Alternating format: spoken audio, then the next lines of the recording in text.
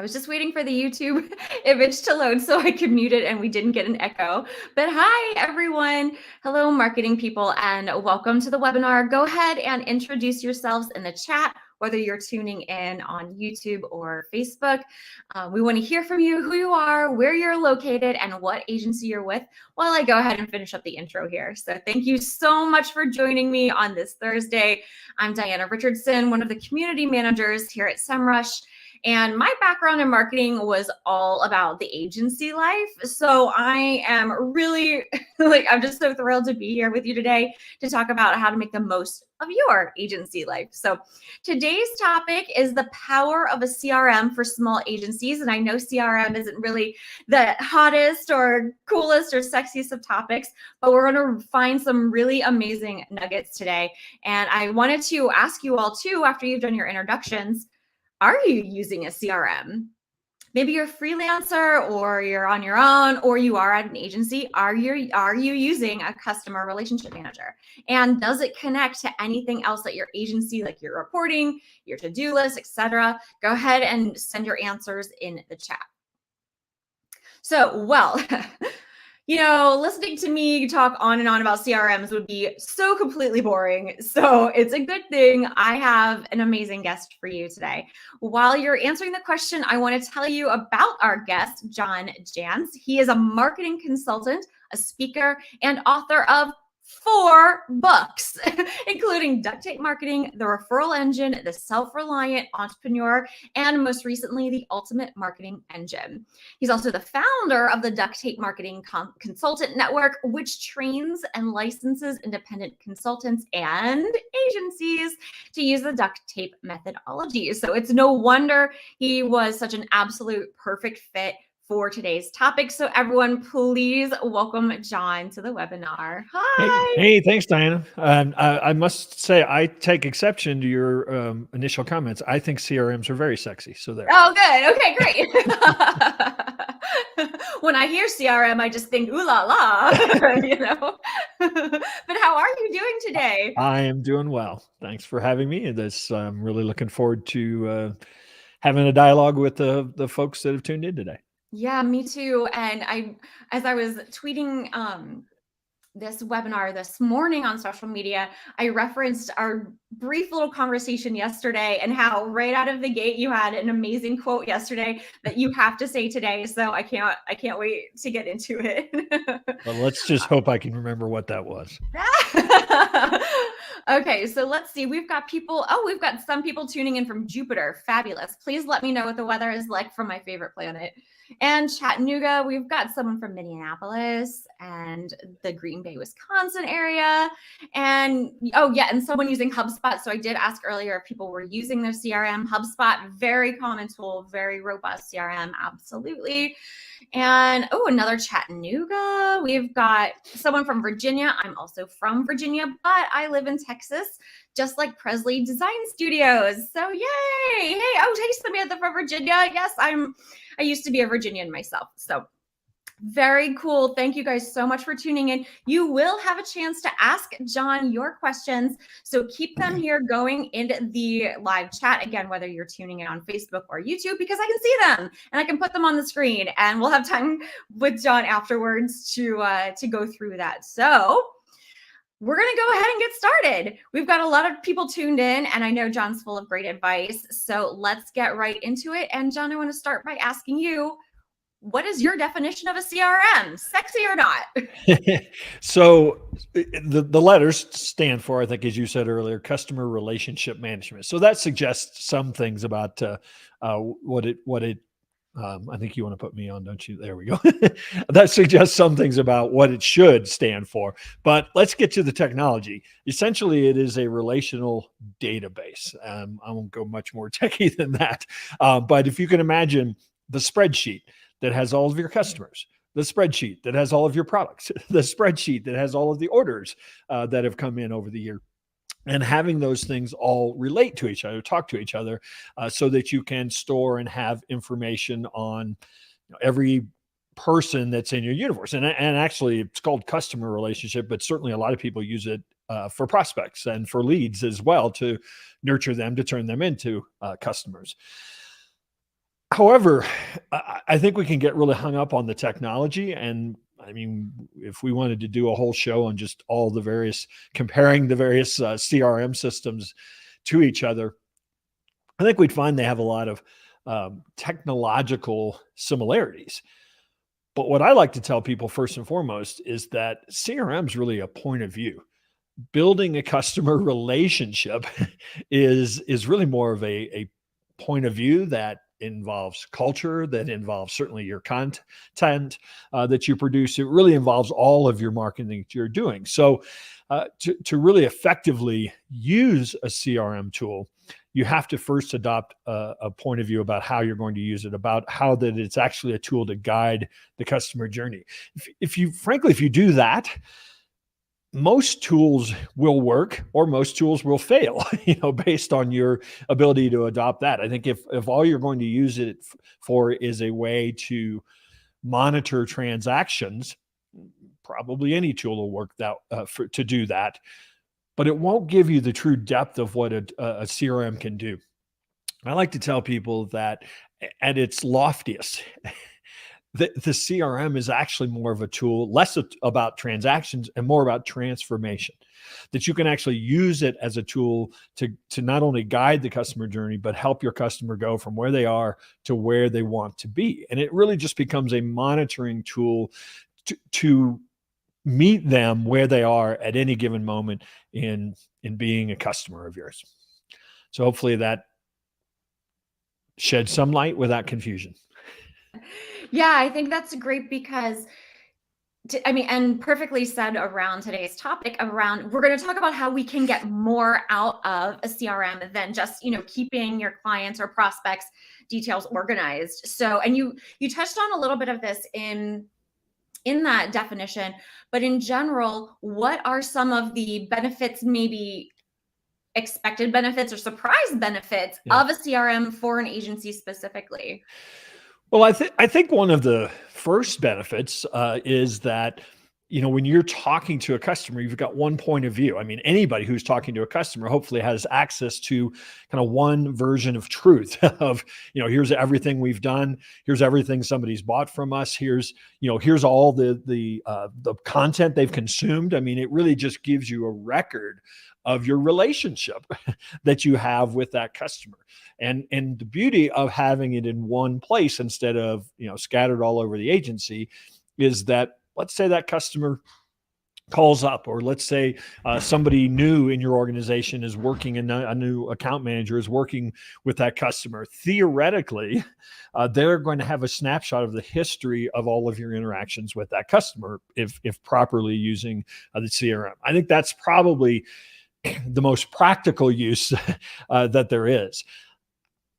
Another element that we run across, and because there's mostly agencies on here today, I always have to say this, is obviously we're talking about your own businesses, but every single client you work with, this applies to them as well. They all should be using CRMs, or you should. I think there's a real opportunity to teach them how to use a CRM in a more effective way. So kind of listen with two sets of ears is what I always tell people when I'm talking to agencies. So the other very practical use for anybody that you're working with is that it also gives you a record of when somebody should want another transaction, what else you could do with them that you're not doing today. I mean, we go as far as tracking in a CRM, our referral sources and who they referred. And so, it just gives you that kind of end-to-end record from the day they started consuming your content perhaps and came into your universe, to the time that obviously they became a customer, to now the fact that you're helping them not only stay a customer or repeat business, but become an evangelist. And I think that's what we were talking about yesterday was that the CRM benefits are not just to the agency itself, that it can be a fluid workflow and collaboration between you and then your clients. So Yeah. I think that was the golden nugget that I was like, yes. So, and again, your segues here are amazing for the questions that we're talking about. So besides keeping track of your clients or the potential clients, what other features, if you're looking for a CRM, so you now realize you kind of need this for an efficiency processes for your agency, what other features should you look for in a good CRM for an agency? Well, I mean, many of them now have pipeline built in, which I love that feature. And so, in other words, now all of a sudden, it's not just, a lot of times people will look at this and say, oh, we can send bulk email, out of our CRM. Obviously, that's a function that's great. But I also like pipeline because it's something that can, especially in the sales process, it can really help you build the touch points and the nurturing and what you need to do and who's ready to move to the next stage. So it really gives you that tool that a salesperson or a business development person can use to really kind of jump in, say on Monday, and go, okay, what's the snapshot of, all of our prospects or all of our pipeline right now? So that's certainly an aspect. More and more, the technology is there, and sometimes it may not all be built into a CRM, but there's lots of integrations that you can that you can add to really personalize the journey. You can now personalize content. You can personalize, if you are sending out an email newsletter, you can actually personalize sections of that newsletter based on what people have done. Maybe you have different segments that you work with, where people are, say, in the buying or in the sales cycle with you. And so really looking for things that give you a lot of automations, give you a lot of data and analysis about who's doing what, so that you can actually create a more personalized experience. One of the things that a lot of people look at these tools and they go, oh, we can build all these automations and we can use chat and we can use bots and we can do all this stuff. We never have to talk to anybody again. I think the point of automation is so that you create a frictionless experience for the person who is, say, just trying to get information. Today people shop in a much different way than they used to. But don't use that as a way to wall your organization off from actual interactions. Use it as a way to understand how somebody's going through the journey so that you can actually personalize the interactions that you're going to have with them face to face, or through one-to-one video, through one-to-one email.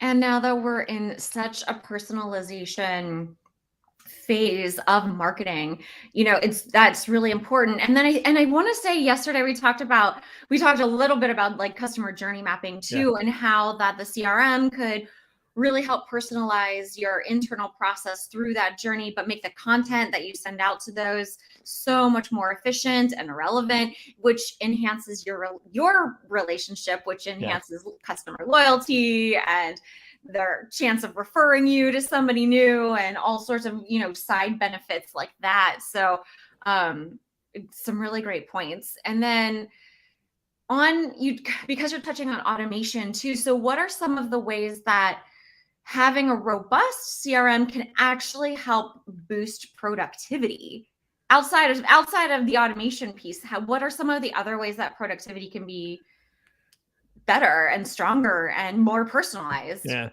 Well, I think if you're setting up your CRM system in a way that really looks at, say, the stages of the customer journey, and if you don't mind, I want to kind of show people this, the way I view the idea of customer journey. I mean, we talk a lot about all the changes in marketing, and it's really easy to get focused on this platform or this change or the speed of change. But here's the thing that I think we have to come to grips with. The thing that's changed the most in marketing is how people choose to become customers. And let's throw in a bonus, and employees. And that sort of linear funnel kind of approach that everybody's used to, that journey doesn't exist today. I mean, the customer journey today looks a heck of a lot more like this. And that many of the ways in which people go through that journey, choose the companies they do business with, are in some ways feel like they're out of our control. And so we as organizations, I think, have to kind of change how we look at, doing business using a CRM. That it's not about creating demand. And I think that's how a lot of people just look at any of the tools they use, that this is a demand creation tool. But today, I think a CRM, the opportunity in a CRM is to help you organize behavior. And that's really, I think, where we are today, frankly, that that the customer journey, whoops, wrong way. Customer journey really is something that if it's out of our control, we just have to be at the places that we think where people are stopping. So our customer journey, something I've been using for years, I call the marketing hourglass, has 7 stages, and they're know, like, trust, try, buy, repeat, and refer.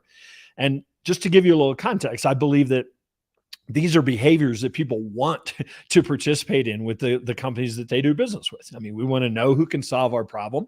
We'll go to their website and we're going to instantly say, do I like what I see?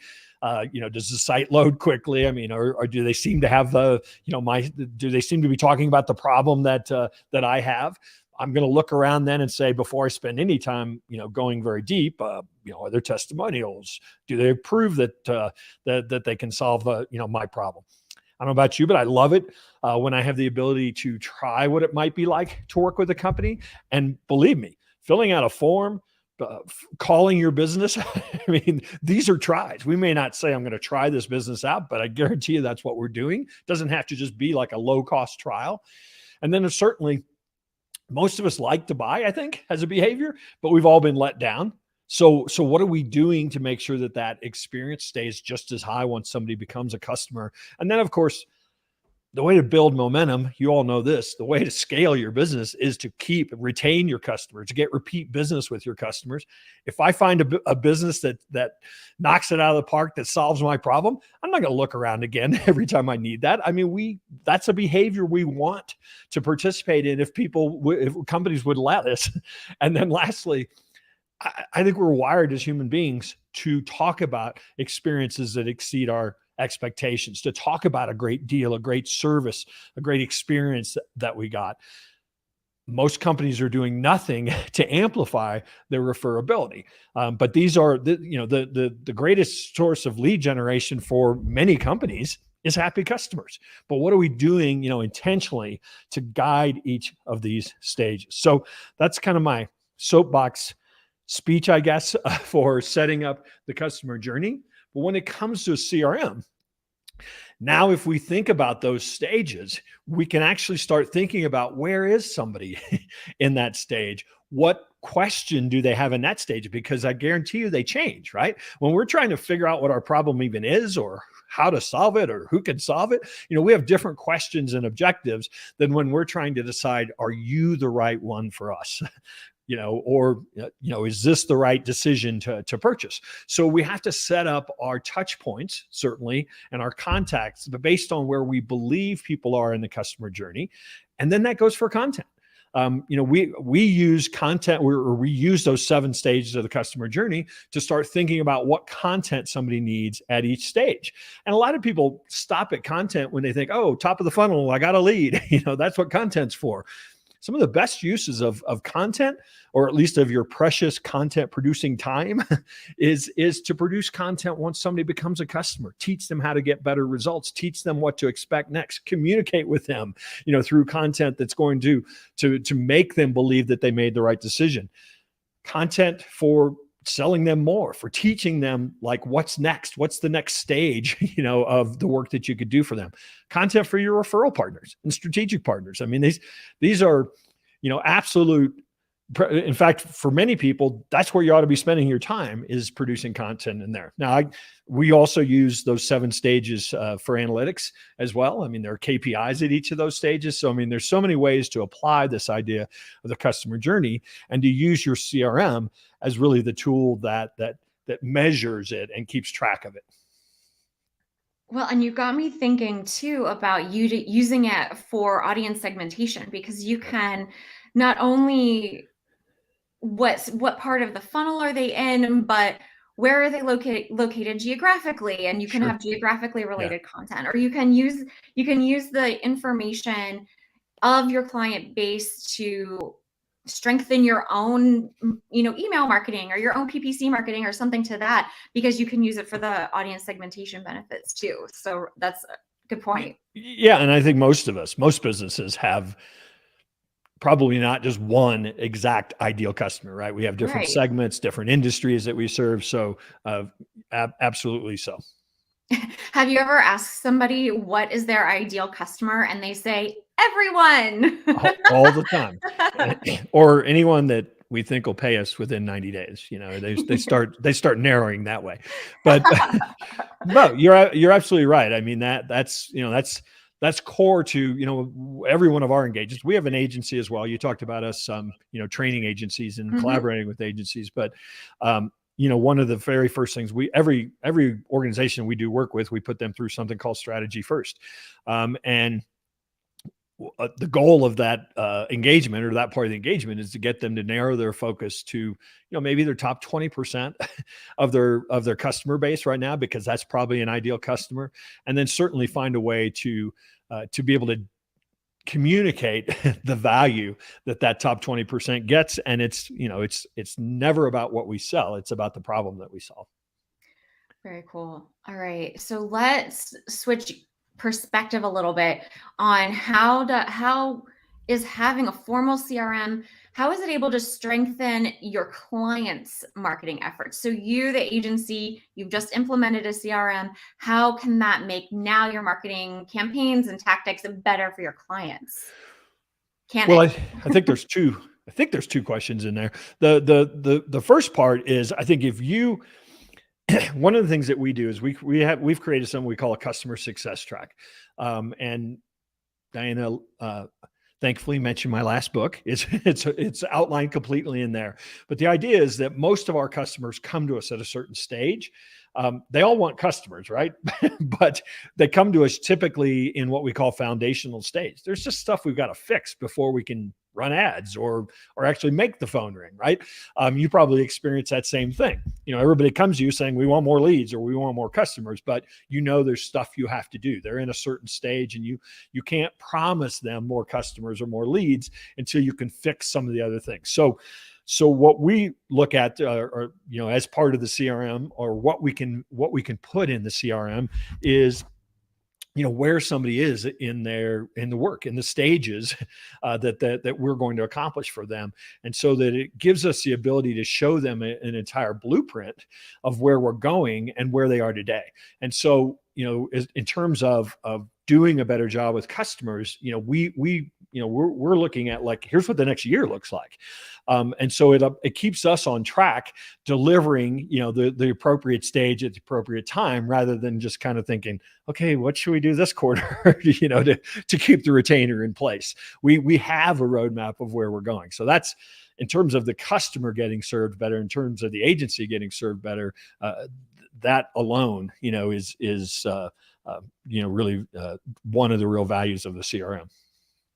I love that, because that is definitely one way I would never have thought of. And like that level of transparency too. I mean, most agencies or companies are very transparent about their future roadmaps as well, but having that kind of the accountability factor involved in having it in writing, or, in your CRM, and being able to categorize, what clients might already be in place, or, and going back to the audience segmentation too, this could be a way in that you can see that one of your most popular products, maybe it's your content development service, but you're seeing a spike in demand for SEO, and but you can analyze your own client database on who has what, and then now you're able to offer that to them and strengthen their services, strengthen their overall marketing, and just make improvements from that sort of analysis.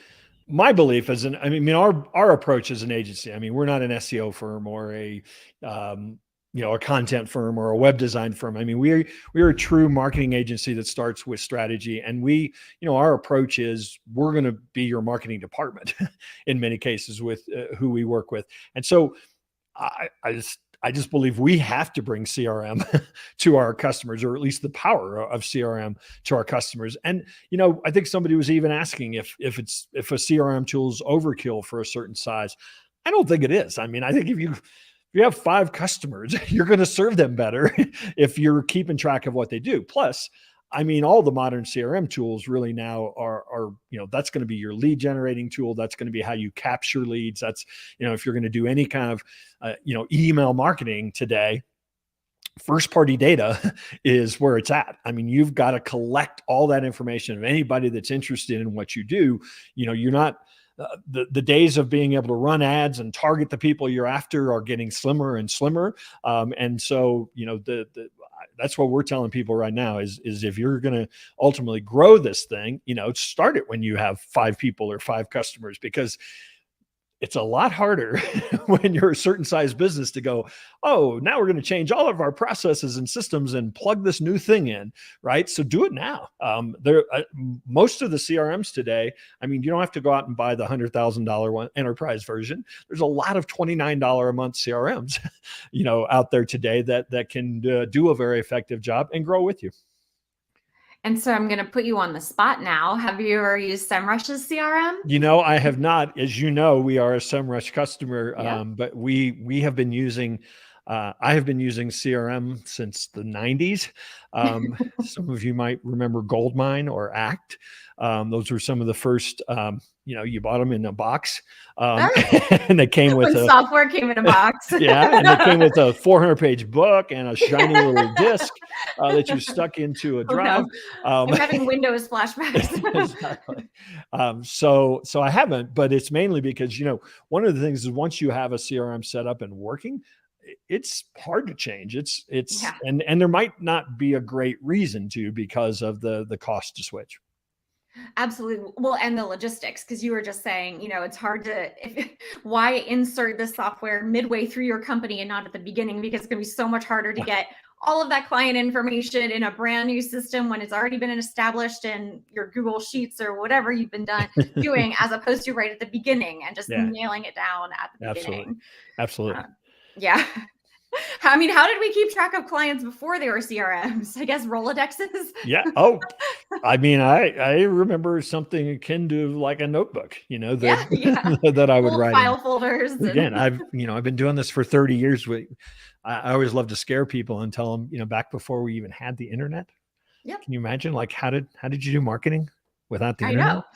Well, my entire marketing career started because I answered an ad in a paper. Yeah, sure. Well, I sold my first courses by running ads in classifieds in some magazines, and I would ship them a 3-ring binder with some CDs, and away we went. I know my partner in crime over here. He's a creative director, and he's been in marketing when it was heavy on print, and sending the binders or having to he's been at the print studio. So it's just so interesting the evolution we've made, even in his 20-year career, your 30-year career. It's not that long of a time span. Some things are coming back, kind of enhanced with digital, right? I mean, direct mail right now for local businesses, enhanced with digital. So in other words, sending out direct mail that actually is giving somebody a short code to start a text conversation. So we're marrying those two things by making them work the way that people work today. Well, and television too. Television's still traditional marketing, but I mean, look at the Super Bowl ad, that one that had the QR code. Sure. And we are definitely finding creative ways to bridge that. Yeah. So okay, so now we've got some questions in the chat, but you've kind of covered a lot of them. I want to give everyone a few more minutes to pop in some more questions before I hand it over. And while you think, I'm going to show you a little bit about Semrush's CRM, because we do actually have one, and it's pretty awesome. So I'm going to share my screen if I can.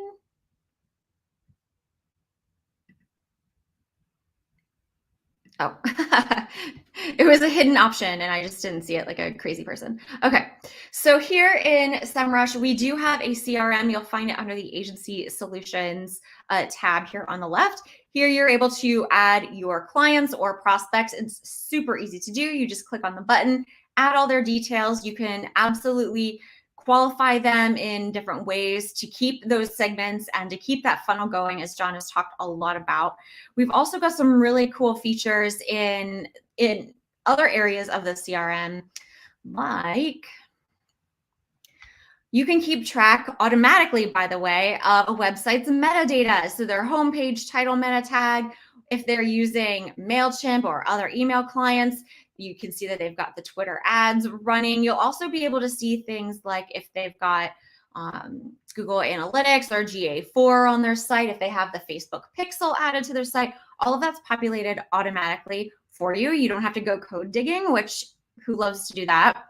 And what's really cool and really efficient for agency life, I like hashtag agency life, is in the CRM, you're also able to keep track of their reports, the projects that you've got working on. I'm sure, I don't know if any of you guys have used projects within Semrush, but that's where you'll find, site audit and the backlink audit. But here you can also keep track of your tasks and your to-do list, as well as one of our newest features, checklists. So here are some SEO checklists. So say you've been working with a client for a year and you're just not sure what else to do anymore, you could come over here to SEO Advanced, and here we've got a checklist of things to do for you, and you can go ahead and add them to your to-do list, and there you go. Now you've got a nice revamped project for you. We also have this really, really cool feature called the client portal, where you can send this link to the client themselves. So no more emailing back and forth of reports or tasks. It's all within the client portal. You can see, here's their report. Oh, sorry, all the pop-ups. Here's their latest report. So they can access it anytime. And then you can also come over here to your to-do list. And if you've got a task that you want to get their approval on, you can submit it for approval and they'll see it in here. And whether they approve or not, whether they have questions, you can have conversations with your clients in real time here in the comments section. It just makes collaboration a heck of a lot easier, and it's all in one place. So, John touched on the fact that a CRM is a record of your correspondence with your clients.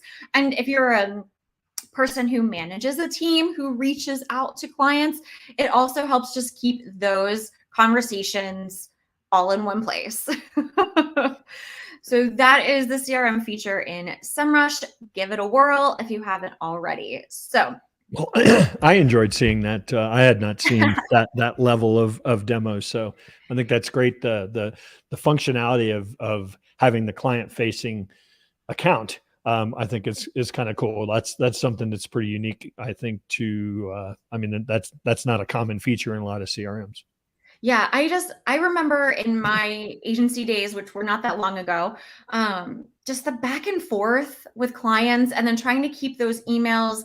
We had this whole process where we had to sync it with Salesforce so then my boss or customer service could see the last conversation, or trying to get the client, or the client saying, "Oh no, I never got your email with the last report," and just those kind of time-sucking conversations where I'd rather be talking to you about your marketing strategy as opposed to, have you checked your spam? Do I have the right email? Right. And with the client portal, you can just send them the link. They can bookmark it. They can log in whenever the heck they want. Your comments all in one place. I just think it makes that back and forth, which can get so tedious. I just think it makes it so much easier. Yeah, and not to go down a rabbit hole here, but what we love doing is when we're giving reporting, or we're trying to say, here's what went on, or here's the numbers this month. I love doing Loom videos. Oh yeah. To just high spot it, because a lot of times somebody will go in there like, what am I looking at? Did we win? Right. Did we win or not win? I mean, I don't know. And so just kind of being able to go over what they're looking at, I think, can be really helpful. And I always like to say, we're at the end of the screenshot days. No more screenshots. Yeah, we can send Loom videos and things like that to really help be more helpful, honestly, and help them along in understanding their reporting and the like. So that question, or that demo, hopefully answered Richard Herring's question, where he wanted to know, what CRM tools should we be using for a smaller, medium-sized agencies? So I think things like, if you're already opted into Semrush, for example, then a tool, a platform, and a suite that kind of has both of the best of both worlds is a really good place to start. You might find out that you need additional features outside of what Semrush needs to offer. We're always developing it, of course, but that's a great place to start. I think, again, for the small, medium-sized business or agencies, and kind of goes back to Presley Design Studio's question too, where they were asking if it was overkill and weighing the cost versus the time management. Because if you're already using Semrush, you're already in it, you've already invested the money in it. This is a little bump up from that. So the cost on top of that isn't like the same as a whole new tool suite. So it might be a good place to start, especially if you're not familiar with CRMs in general.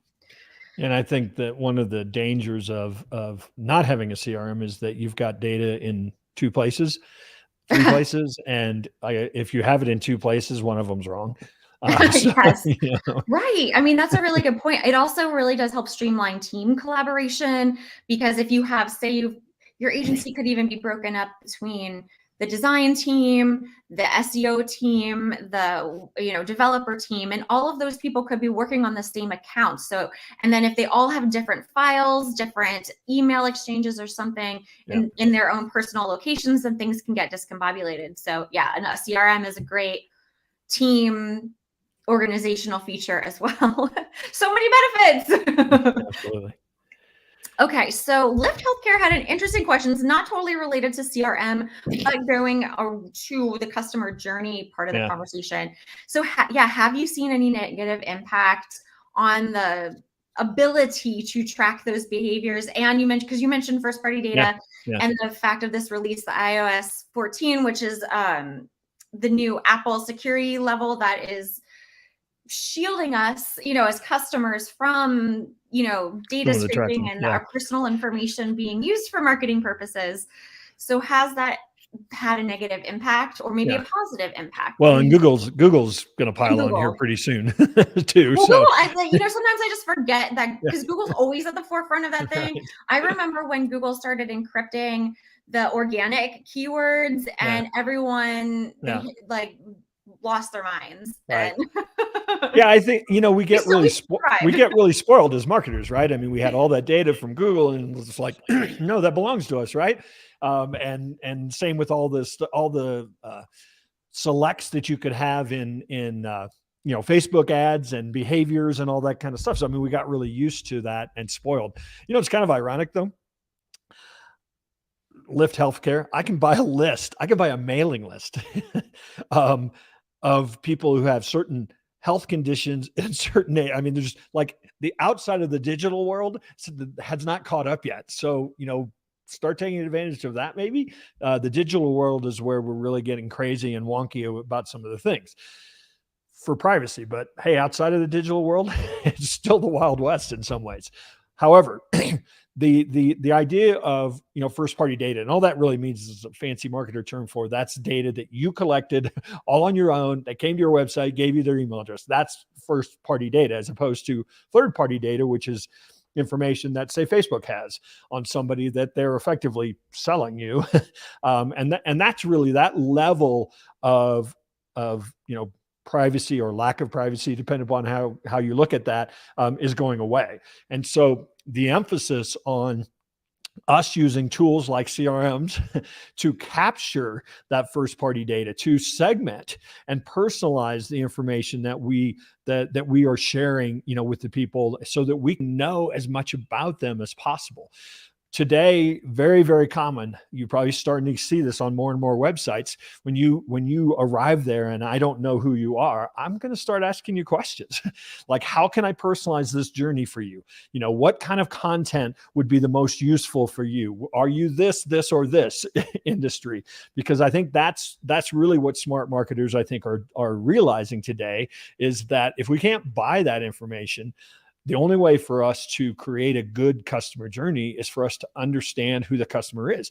And the beauty of this is, a lot of people think, oh, I don't want that pop-up, or people aren't going to answer questions. I think we as consumers appreciate the fact that somebody's trying to personalize the experience, and not just kind of one size all, here it is, come and get it. So start looking at some of those tools, whether they're chatbots or they're AI tools, or they're even built into some of the CRMs now, where you can actually start setting up paths where people will tell you what they want more of.